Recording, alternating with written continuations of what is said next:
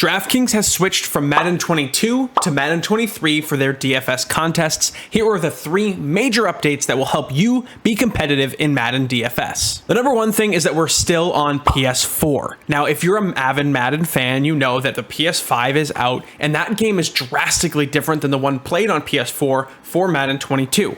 The same is true for Madden 23.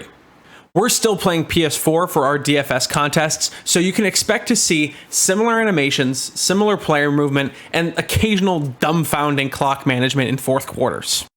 The next big update for Madden 23 is the addition of dynamic depth charts. Let me explain what that means. Madden 22 had very static depth charts, which meant that the only factor that played into who's actually playing is a player's overall. Now we get a look at depth charts that's based in age, draft capital, attributes like speed, jumping, stuff like that, and a player's development trait, which we're not too concerned about unless they're like a superstar, like a Michael Thomas.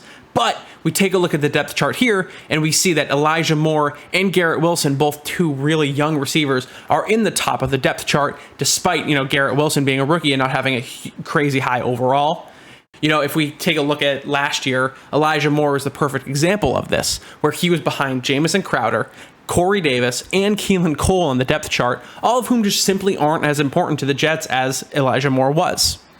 This year, we'll see really impactful high draft pick players come into the game, such as Chris Olave for the Saints. He was a first-round pick for them. They actually traded up to get him, and last year he would have been behind guys like Traquan Smith, Jarvis Landry, even Michael Harris, whatever his name is now.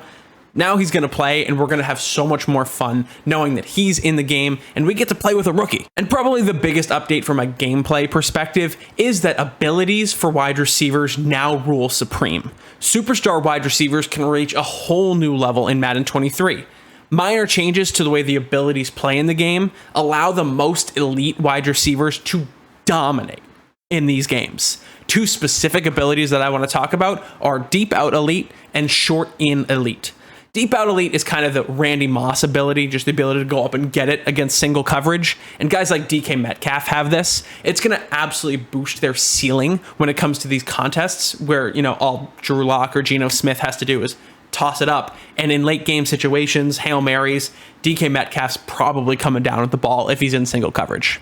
The other ability we want to focus on is Short In Elite, which is the exact opposite of Deep Out Elite. This one activates inside the numbers, 10 yards away from the line of scrimmage. It's going to grant route running and catching boost to all those guys who are running in that area, and it's super impactful, specifically in the red zone and slant routes. So guys like Deontay Johnson, who play in the slot and have this ability in the red zone, are probably going to get open way more than any other player, and they're going to get hit by their quarterbacks.